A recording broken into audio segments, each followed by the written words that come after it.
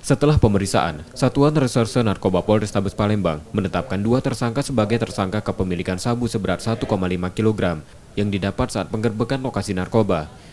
2 tersangka masing-masing hijriah ibu rumah tangga dengan barang bukti sabu seberat 1 kg yang disimpan di rumahnya, dan Agus pria yang menyimpan sabu di dalam mobil seberat ratusan gram.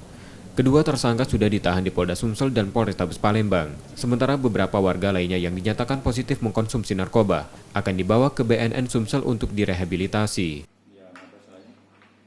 Untuk yang perempuan karena dia masih ada kaitannya dengan masih keluarga si siapa nih? Hijriah, itu mungkin masih kita dalami. Kita masih ini di sini sampai terkait mana dia mengetahui jaringan Ateng dan istrinya ini.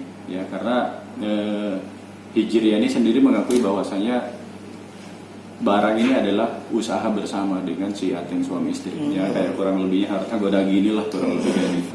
Bang, statusnya apa tersangka? Statusnya sudah tersangka. Polisi juga mengamankan 8 anak di bawah umur saat penggerbekan. Polisi tidak melakukan penahanan dan mengembalikannya ke orang tua masing-masing. Yudi Kiswanto, Kompas TV, Palembang.